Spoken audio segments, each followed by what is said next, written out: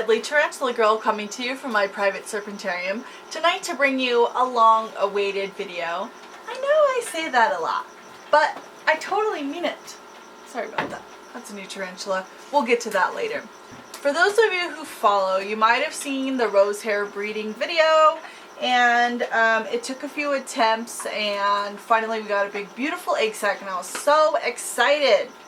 Rosehairs are famed for being gentle tarantulas, and so that's not one that I was worrying so much about cannibalizing, but lo and behold, she did. She decided to eat her children, which is why I pull egg sacs, I'll have you know. So anyway, I was checking on her, came out to take a peek, see how she was raising up her little babies, and they were in her mouth, and she was cannibalizing them. So I got my tongs and I got a catch cup and I wrestled that egg sac away from her, and sadly she had chewed it up pretty badly.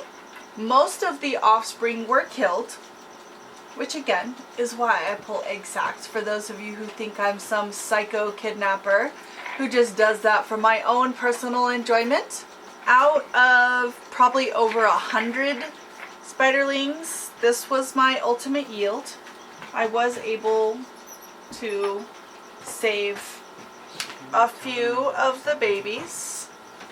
Sadly, this was my yield. Maybe 10 little spiderlings that are just molting into second instar. And so today I am going to be rehousing the ones that have finished their molt. And there are some that are super fresh that I think maybe need to stay in here a couple of more days. So today I'm doing that rehouse video. This was on breeding loan, so I will be sending some of these spiderlings out.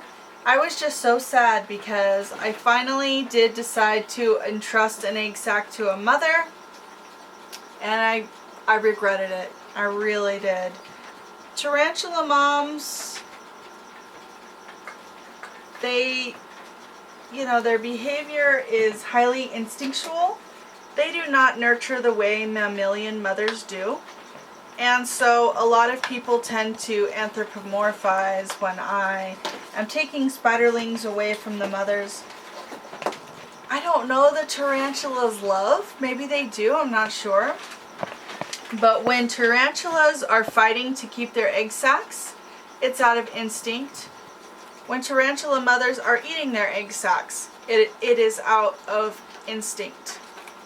They are following the signals that nature is giving them, their body is giving them, so their species can continue to survive. And it's because tarantulas are in tune with those instincts and to those impulses that their species have survived through the ages. They don't have books to read. They don't have child psychologists teaching them what to do. They do their best. However,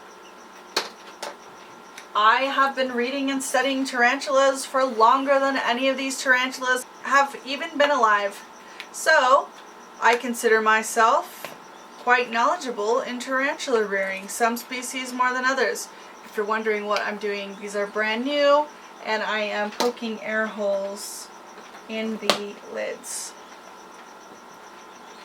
So this is a species that I really enjoy. I am proud that I was able to reproduce these few little spiderlings, and I have other females. These females belong to Kelly Stevenson. I'm going to be sending back one of her moms. These females that she sent me are her beloved pets. And so the female that has not produced for us yet, I'm going to keep and continue to pair with the male that I have. The male was actually sent to me by Jacob Throneberry, and that's kind of an unusual arrangement, but it's something that I do on occasion if I have people approach me who have a single adult. And often those people do not want to keep a ton of spiderlings for themselves. They simply want an offspring from their pet, or they want their animal to be able to fulfill that part of their life cycle in which they get to procreate. some people think it's neat for it to be memorialized on YouTube. We'll be doing a 3-way split between Jacob Throneberry and Kelly Stevenson and myself. Usually when people send me the male or the female, I own the other adult. But like I said, this was an unusual circumstance. Kelly Stevenson has been very wonderful and patient, as well as Jacob Throneberry. He's actually sent me quite a few animals through the years, and they're both super amazing people in the hobby. People I'm honored to know and delighted to be affiliated with. And so what I will do is I'll wait for these babies to be successfully feeding. They are too delicate to ship right now. Some of them just molted out today, and none of them have started feeding yet. They don't feed at all in the eggs with legs or the first instar stage. It's a non-feeding stage. Those are stages where they are still absorbing the yolk from the egg. And you can see that one still has the molt stuck to it, and I'm just going to go ahead and let it fall off when it's ready. Yep, I've got 2 babies left in here. I had only 10 little spiderlings that survived the mother's cannibalistic attack. I don't think that that mother was cruel or that she wanted her offspring to die, but something within her told her that her egg sac might not be viable and that it would be better for her to reabsorb the nutrients so that she could have a better chance of procreating in the future than wasting all of that time and energy and all of that material. However, she obviously did not understand that I was here to help her, which I did do. I do wish that I would have pulled it earlier. I had reservations about letting her keep it, but to be honest with you, I get so much criticism by some of my viewers. And I've heard of Rosehair mothers nurturing their egg sacs and rearing them. I've even had spiderlings hatch out with their mothers.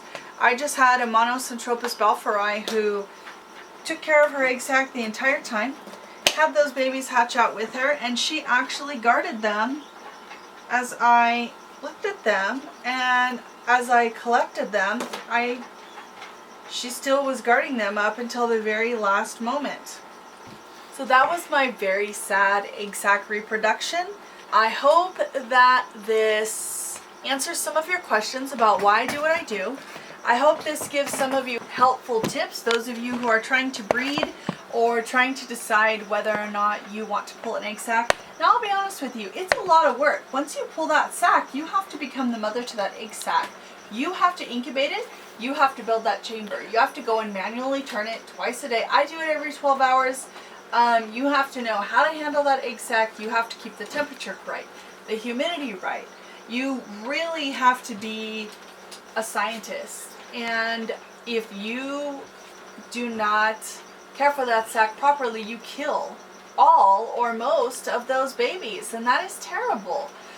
So it's a huge responsibility. Sometimes mother tarantulas will do a better job than the people, especially if they're not experienced. I would encourage you to learn and study as much as you can, become well versed in whatever tarantula that you're breeding, and give it your best shot. Give it your best shot.